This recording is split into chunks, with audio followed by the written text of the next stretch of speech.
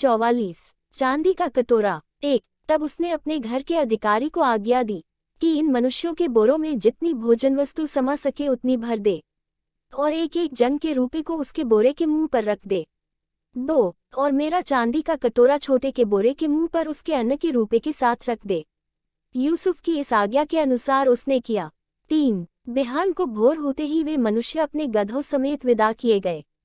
4। वे नगर से निकले ही थे और दूर न जाने पाए थे कि यूसुफ ने अपने घर के अधिकारी से कहा, उन मनुष्यों का पीछा कर और उनको पाकर उनसे कह कि तुमने भलाई की सिंती बुराई क्यों की है।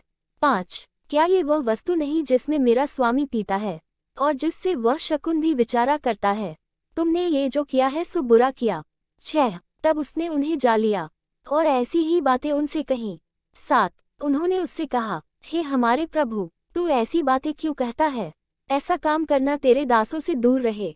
8। देख, जो रूपा हमारे बोरों के मुंह पर निकला था, जब हमने उसको कनान देश से ले आकर तुझे फेर दिया, तब भला तेरे स्वामी के घर में से हम कोई चांदी व सोने की वस्तु क्यों कर चुरा सकते हैं?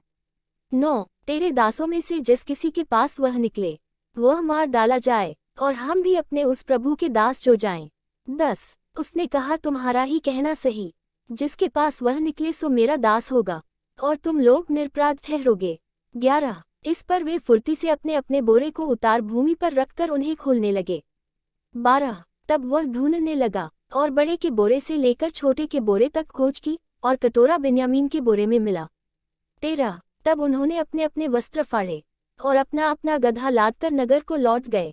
14। जब यहूदा और उसके भाई यूसुफ के घर पर पहुंचे और यूसुफ वहीं था, तब वे उसके सामने भूमि पर गिरे। 15। यूसुफ ने उनसे कहा, तुम लोगों ने ये कैसा काम किया है? क्या तुम न जानते थे कि मुझसा मनुष्य शकुन विचार सकता है?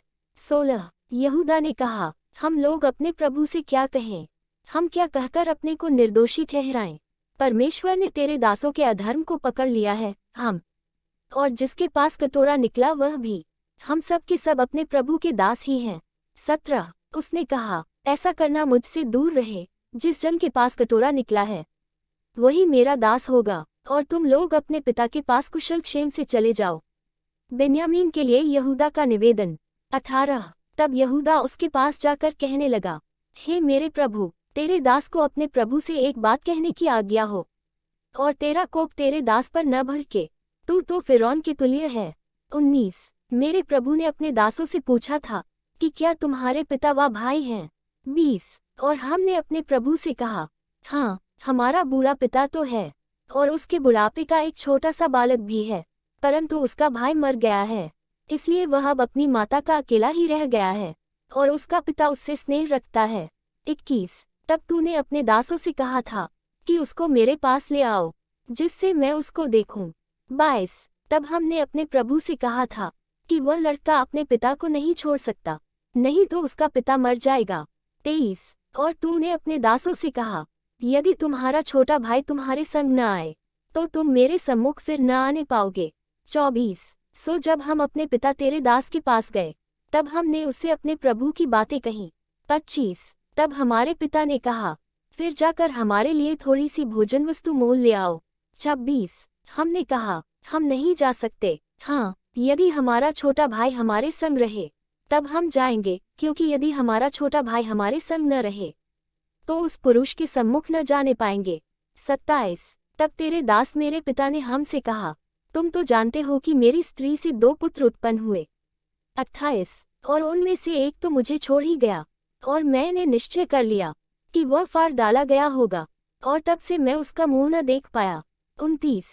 सो यदि तुम इसको भी मेरी आंख की आड़ में ले जाओ और कोई विपत्ति इस पर पड़े, तो तुम्हारे कारण मैं इस पक्के बाल की अवस्था में दुख के साथ अधोलोक में उतर जाऊंगा। 30।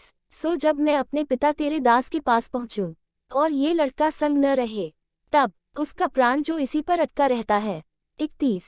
इस कारण ये देख के कि लड़का नहीं है, वह तुरंत ही मर जाएगा, तब तेरे दासों के कारण तेरा दास हमारा पिता, जो पक्के बालों की अवस्था का है, शोक के साथ अधोलोक में उतर जाएगा। 32। फिर तेरा दास अपने पिता के यहाँ ये कह के इस लड़के का जामिन हुआ है कि यदि मैं इसको तेरे पास न पहुंचा दूं, तब तो मैं सदा के लिए तेरा अपराधी ठहरूंगा। 33।